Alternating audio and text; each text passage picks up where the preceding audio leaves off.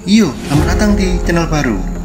Belum kita mulai, langkah baiknya Anda mendukung saya dengan cara subscribe channel ini agar saya lebih bersemangat dan tak putus asa dalam membuat konten. Pada kesempatan kali ini, saya akan melanjutkan alur cerita light novel Tentara Ken Desita volume 7 part 5. Tanpa berlama-lama, langsung saja kita mulai.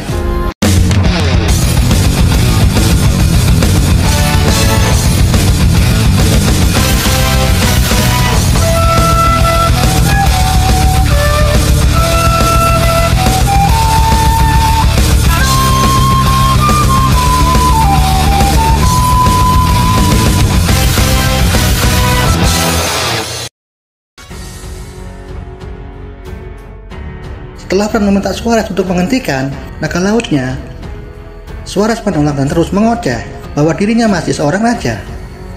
Melihat sikap keras kepala Suarez, Fran bergumam dalam hati, dia ini apa raja bodoh atau seorang pejuang? Apa dia tidak memahami situasinya? Dia sudah kalah dan bawahnya sudah lenyap. Kemudian Fran menatap Suarez dengan tatapan dingin dan memberi peringatan terakhir untuk menenangkan naga lautnya. Aura niat membunuh dua petualang seharusnya bisa membuat Suarez berkeringat dingin. Namun, keras kepalanya membuat Suarez tidak gentar sama sekali. Fran yang kesal, Fran memotong kakinya hingga membuat Suarez berteriak kesakitan. Untuk memahami bahwa Fran adalah gadis berkuasa, Suarez membutuhkan 5 kali tusukan pedang. Dengan itu Suarez merasakan rasa takut yang luar biasa dan memohon belas kasihan. Namun secara tidak terduga, Fran mudah mendengar teriakan.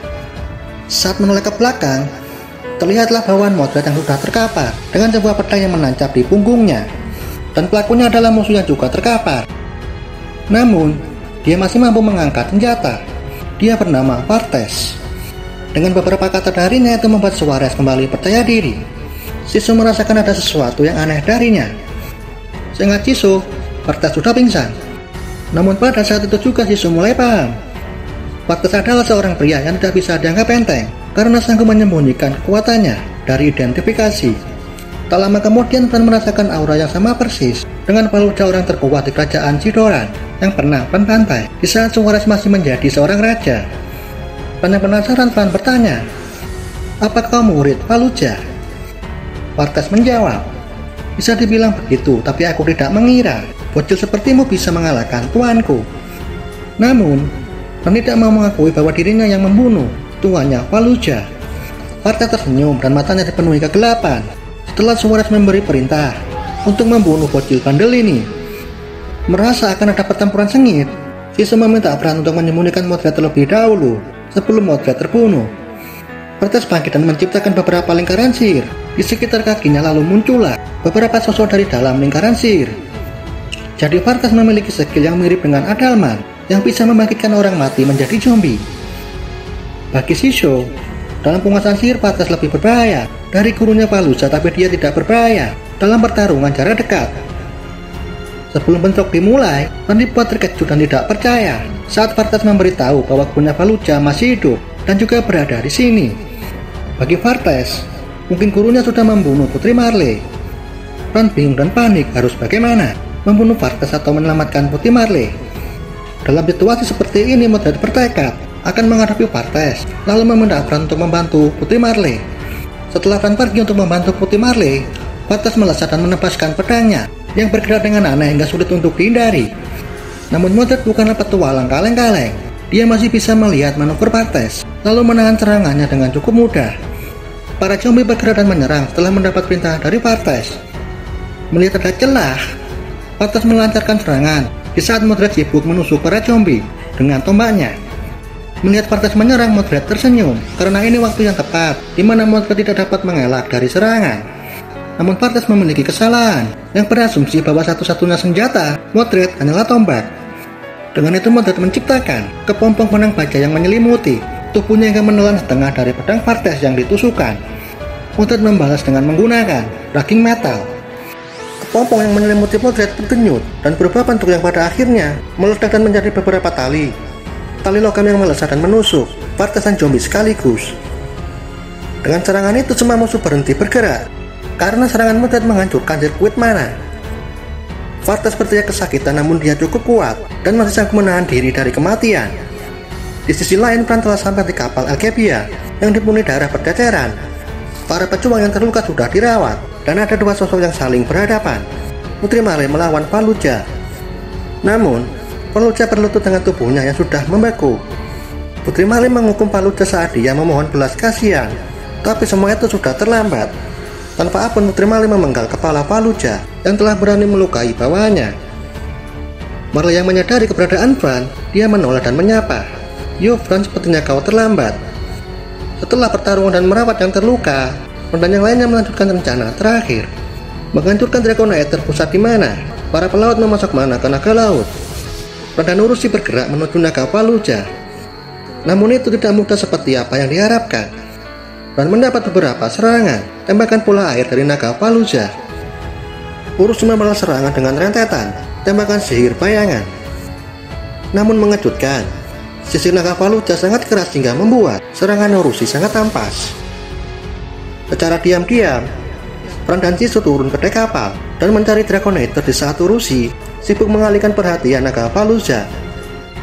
Fran sudah bergerak 1 menit selama pencarian, yang pada akhirnya menemukan apa yang dicari, sebuah kristal besar yang berputar. Jisoo merasakan mana besar yang berasal dari kristal tersebut, sampai-sampai Jisoo punya niatan untuk mencurinya. Tapi Jisoo takut jika Fran dibenci, Miriam dan Jeremiah jika ketahuan mencuri kristal tersebut. Namun sebelum itu terjadi, Fran yang polos dibuat terkejut. Guncangan gelombang air laut dikira gempa bumi. Fran pun kembali ke atas setelah sampai Fran melihat gerombolan kraken yang bertarung dengan naga Fallujah. Sedangkan Jerome yang melihat ini semua, baginya ini adalah mimpi buruk. Jerome berteriak memberi perintah kepada navigasi untuk melarikan diri dengan kecepatan penuh, jika tidak kapal Algebia akan tenggelam. Tak lama kemudian terlihat pemandangannya sangat mengerikan. Secara tiba-tiba belum diketahui penyebabnya, gerombolan kraken dan naga Fallujah menghilang dari lautan. Saat terlihat, penguasa lautan telah muncul dan memakan semua monster kraken termasuk naga Fallujah beserta kapalnya. Dan setelahnya monster cacing laut mengalihkan pandangannya ke kapal Algebia lalu menyelam dan mengejarnya. Semua orang panik dan mencoba mengalihkan perhatian cacing laut dengan beberapa mantra sihir.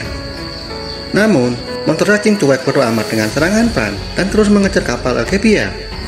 Fran dan Jisoo bingung apa yang harus dilakukan, karena terakhir kali melawan cacing laut, kesempatan menang hampir tidak ada. Dengan itu Fran merundingkan masalah ini dengan semuanya. Memang Fran dan Jisoo tidak akan bisa membunuh cacing ini, karena regenerasinya di luar nalar. Mungkin jika hanya menghambat pergerakannya, masih ada harapan. Mendengar itu, semua orang enggan melepas Fran sendirian, karena mereka tahu betapa mengerikannya monster ini. Namun tidak ada cara lain bagi mereka untuk mengambil keputusan, dan satu-satunya hanyalah Fran yang bisa melakukan semua ini.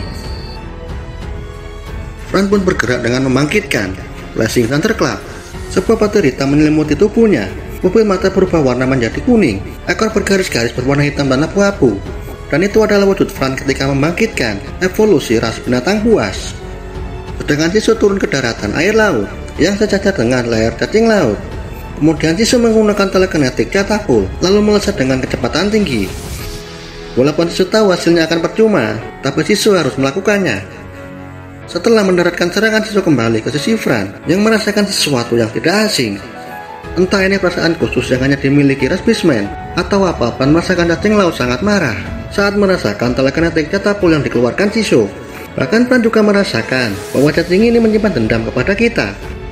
Akhirnya Jisoo paham, monster cacing laut ini adalah monster yang pernah Fran dan Jisoo lawan saat pertama kali mengarungi lautan. Sepertinya dia sudah tumbuh lebih besar. XP dan poin sihir lebih tinggi dari pertama kita bertemu.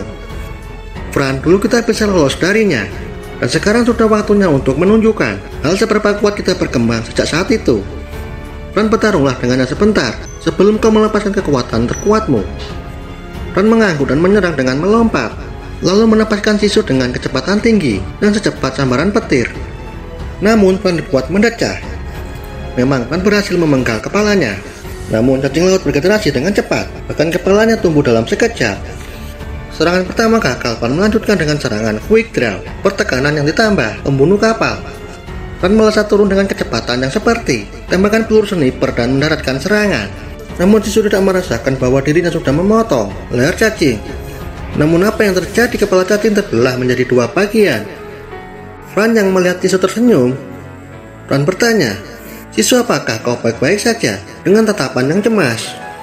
Dan yang lebih buruk lagi, cacing laut sudah pulih sepenuhnya, walaupun kepalanya sudah terbelah menjadi dua bagian. Melihat itu, Fran sangat kesal. Serangan terkuatnya hanya terlihat seperti gangguan kecil.